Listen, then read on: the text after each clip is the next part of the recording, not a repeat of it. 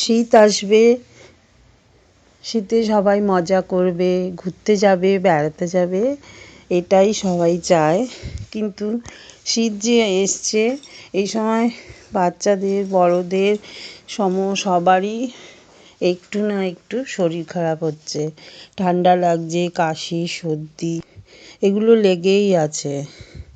যতক্ষণ না শীতটা ঠিকঠাক আসে ততক্ষণ পর্যন্ত মানুষের ভীষণ শরীর খারাপ থাকে। তার জন্য মানুষের একটু কষ্টও হয়, কিন্তু কি বলবো, সবাই শীতকেই ভালোবাসে। যতই শীতে মানুষের কষ্ট হোক না কেন, তাও সবাই চায় শীত থাকুক। শীতটা মানুষের কাছে খুবই প্রিয়। শীত আসলে মানুষের মনে আনন্দ হতে থাকে।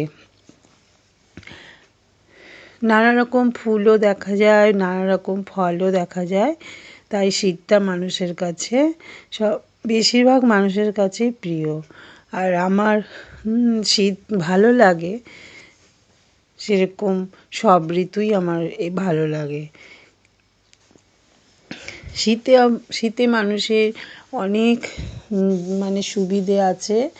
আর শীতকালে দেখবে মানুষের মনে একটু ঘোরাফেরার জন্য মন চায় যে মানুষ এখানে যাবে, ওখানে যাবে, তখন বলে শীতকালে যাব, কারণ শীতে কোনো অসুবিধেই হয় না।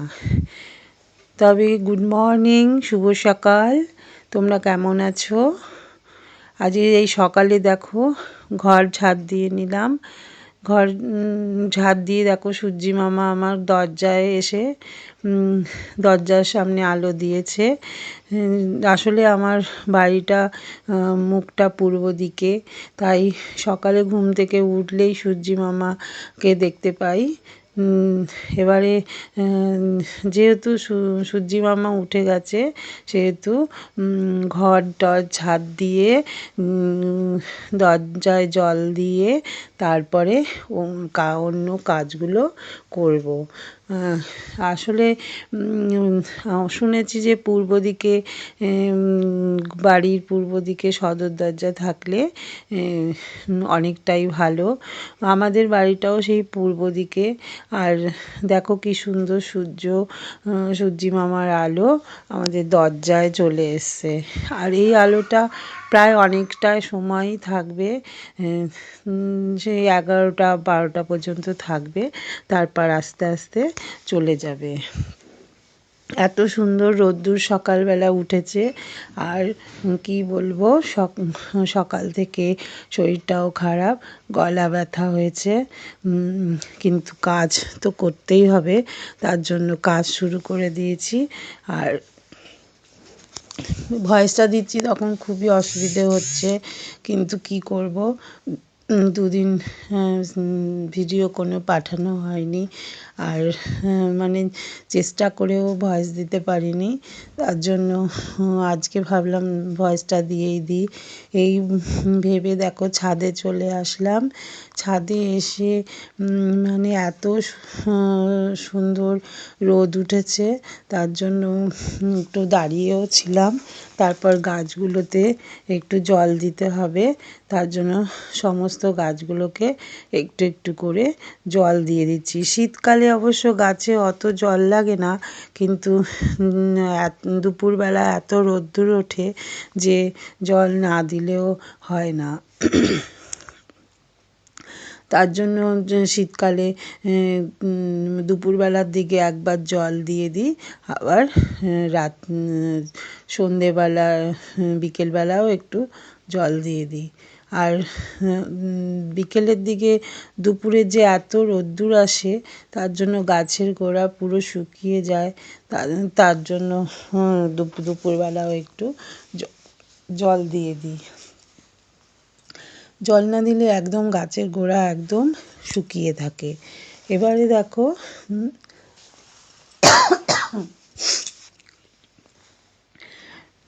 ছাদে গিয়ে যে গাছে জল দিচ্ছি সেগুলো মানে এত সুন্দর রোদ দিয়েছে আর শরীরটাও খারাপ, তার জন্য রোদ্দুরটা ভালোও লাগছে।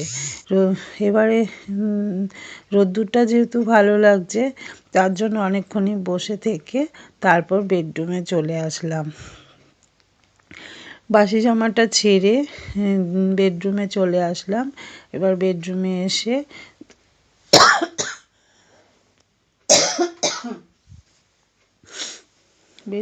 বেডরুমে বিছানাটা পরিষ্কার করে তারপরে নিচে যাব। যেহেতু গাছে জল দিচ্ছিলাম তাই জামাটা একটু ভিজে গেছে, যাই ওখানে একটু রোদ্দুর দিয়ে আসলাম, জামাটা শুকিয়ে গেলে পরে নেব। যেহেতু ঠান্ডা পড়েছে তার জন্য এখন একটু মোটা জামা পরতে আরামই লাগে, তার জন্য একটু পাতলা জামা থেকে একটু মোটা জামাগুলোই একটু আরাম লাগছে পরতে।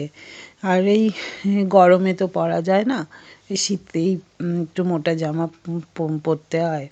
আর এখন এই সময় শরীরে নানা রকম কষ্ট হয়, ঠান্ডা লাগে, কাশি সর্দি, তার জন্য একটু চাপা দিয়ে মাথায় কানে চাপা দিয়েই বাইরে বেরোনো উচিত। এবারে দেখো সমস্ত বিছনার চাদর জামা কাপড়গুলো ধুয়ে দিয়েছিলাম সেগুলো গুছিয়ে নিচ্ছি।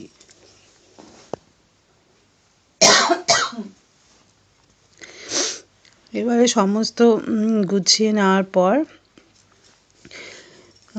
যেহেতু ওপর থেকে এসছি ওখানে অনেক কাজ করছিলাম, গাছে জল দেওয়া, ওপরে ঠাকুর ঘর, জানো তো ঠাকুর ঘর পরিষ্কার করতে হয়, ঠাকুর ঘর মুছতে হয়, তার জন্য একটু গরম লাগছিল। পাখাটা চালিয়ে দিলাম, কিন্তু এই যে পাখাটা চালিয়ে দিয়েছি এই হাওয়া খেয়েই আমার খুব ঠান্ডা লেগে গেছে। আর এই সময় আমার মানে ঠান্ডা লাগবেই, শরীর খারাপ হবেই, প্রত্যেক বছরই হয়, কিন্তু কি করব, গরম লাগলে তো পাখাটা চালাতেই হবে। বিছানাটাও ঠিক করে নিলাম, নিয়ে তারপরে সমস্ত বালিশগুলোকে গুছিয়ে টুছিয়ে নিয়ে ওখানে রেখে দিলাম।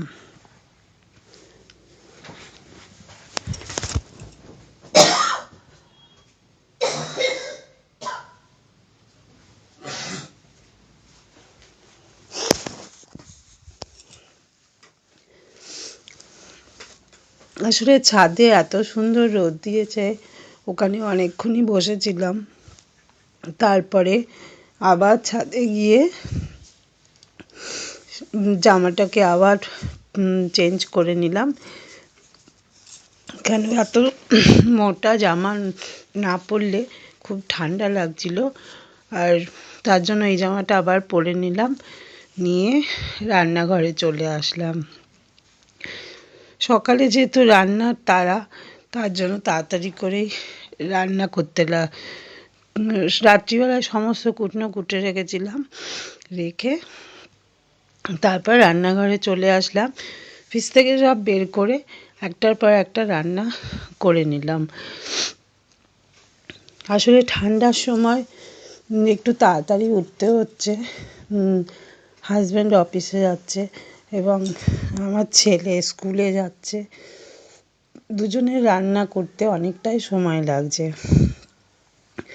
গরমে যেমন তাড়াতাড়ি করে ঘুম ভেঙে যায়, শীতকালে দেখো একদম ঘুম ভাঙতে চায় না, ঘুম ভেঙে গেলেও উঠতে ইচ্ছে করে না, কিন্তু কি করব, আমার তো উঠতেই হবে, উঠে রান্নাটা কমপ্লিট করতে হবে, তার জন্য তো তাড়াতাড়ি উঠে যাই, উঠে নিচে চলে আসি। নিচে চলে এসে এক কাপ চা খেয়ে ফ্রেশ হয়ে এক কাপ চা খেলে তারপরে ঘুমটা কেটে যায়। কিন্তু রান্না বান্না ঠিকঠাক করতে একটু মানে যেহেতু ঠান্ডা, তাড়াতাড়ি করে দৌড়ে দৌড়ে কাজ করা যায় না, আর একটু প্রথমে এসে একটু অসুবিধে হয়, তারপর আস্তে আস্তে কাজ করতে করতে শরীর গরম হয়ে যায়, তখন আর অসুবিধে হয় না।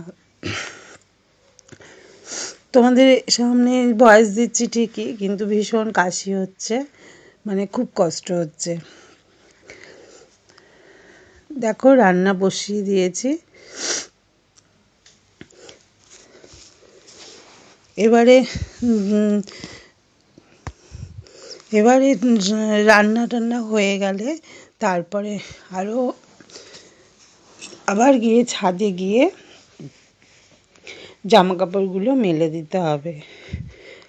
এবার মাছগুলোকে আগের দিনই বেছে করে রেখে দিয়েছিলাম। সকালবেলা যেহেতু ভালো লাগে না, তার জন্য মাছ ধুয়ে বেছে ফ্রিজে রেখে দিয়েছিলাম। মাছগুলো ভালো করে ভেজে মাছের ঝাল করব, তাই মাছগুলোকে ভেজে নিচ্ছি। সকালের দিকে এমন মানে ঠান্ডা লাগে, ভাবি যে একটু দেরিতে উঠবো, কিন্তু দেরিতে ওঠার তো জো নেই, সে উঠতেই হবে তাড়াতাড়ি। উঠে আস্তে আস্তে কাজ করলে শরীর তখন আর অসুবিধে হয় না। ওঠার সময় অসুবিধে হয় যে উঠতে ইচ্ছে করে না। আর এই সময় বাচ্চাদেরও স্কুলের সময় উঠতে ওদেরও কষ্ট হয়, যারা অফিসে যায় তাদেরও কষ্ট হয়, কিন্তু উঠে পড়লে তখন আর অসুবিধা হয় না। শীতকালটা যেমন ভালো, তেমন মানুষের অসুবিধেও আছে, কিন্তু সেই সব কিছু তো হবে না। প্রকৃতির যা নিয়ম সেটা তো আসবেই, আমাদের ভালো আর মন্দ।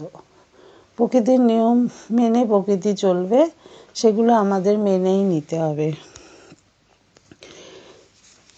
আজকে আজকে যেমন আগের দিনের কোনো রান্না বান্না করে রাখিনি, তার জন্য রান্নাঘরে অনেকটাই সময় লাগছে, তাই রান্নাগুলো করতেও দেরি হচ্ছে। অনেক কটা রান্না, তাই দেরি হচ্ছে। কিন্তু আগামী সকালে আগের দিন জানো তো দু একটা তরকারি রান্না করে রাখি, যাতে পরের দিন অত অসুবিধে না হয়। কিন্তু আজকে যেহেতু করা নেই, তার জন্য তাড়াতাড়িও উঠতে হয়েছে, আর রান্না করতেও অনেকটা সময় লাগছে। ছেলেরও শরীরটা খারাপ হয়েছে, ছেলে স্কুলে যাবে, ও দেরি করে উঠেছে, ওরও খুব শরীর খারাপ, ঠান্ডা লেগেছে। ওর জন্য একটু বেশি করে কফি বানিয়ে দিলাম, ও একটু কফি খেলো আর ম্যাগি খেয়ে বসে আছে। আর শরীর খারাপ হলে দেখবে কিছুই ভালো লাগে না, তখন মানে বসেও থাকা যায় না, শুয়েও থাকা যায় না, কিন্তু কাজ করতে হবে, সেই কাজটাও করতে ইচ্ছে করে না। আর বাচ্চাদের তো খুবই অসুবিধে, ওরা তো আর বোঝে না, কিন্তু ওদের শরীরটা খারাপ হয়েছে। আসলে আমার ছেলে খেলার জন্য এক জেলায় খেলার জন্য গিয়েছিল তারপরে সেখান থেকে এসে খুবই ঠান্ডা লেগে গেছে, ট্রেনের হাওয়া খেয়েছে, খুবই ঠান্ডা লেগে গেছে। আর ওই মানে ঘরে একজনের যদি ঠান্ডা লেগে যায়, তাহলে সবারই মোটামুটি ঠান্ডা লেগে যাবে। তার জন্য আমি ওকে সবসময় সতর্ক করি যে ঠান্ডা লাগাস না, ঠান্ডা লাগালে আমাদের আবার হবে। কিন্তু বাচ্চা তো শুনবে না, সে তো মানে বাসের সামনে, ট্রেনের সামনে, জানলার সামনে বসে থাকবে, আর ঠান্ডা লেগে যাবে। এবারে দেখো রান্নাঘরে হয়ে গেল, রান্না করে আমি ওই রান্নার যে কৌটোগুলো সেগুলো উঠিয়ে দিচ্ছি, কারণ রান্না করার সময় না সঙ্গে সঙ্গে তোলা যায় না, তুলতে একটু অসুবিধে হয়। তার জন্য রান্না হয়ে গেলে সব তুলে ওখানটা ফাঁকা করে দিই। এবার রান্না হয়ে গেছে, একবারে রান্নাঘর পরিষ্কার করে বাইরে বেরোবো। রান্নাঘর পরিষ্কার করা রান্না করার থেকে খুবই কষ্টকর। রান্না করতে যতটা সময় লাগে, পরিষ্কার করতে তার বেশি সময় লাগে। তবে আমার পরিচয় দিই, আমি কাকুলি, আমার চ্যানেল আকাশের নিচে। তোমরা নিশ্চয়ই আমার এই ভিডিওটা দেখছো। যদি তোমাদের এই ভিডিওটা ভালো লাগে তাহলে লাইক কমেন্ট করো। আর আমাদের নতুন বন্ধুরা তোমরা আমার চ্যানেলটাকে সাবস্ক্রাইব করে দিও। তবে তোমরা ভালো থেকো, সুস্থ থেকো।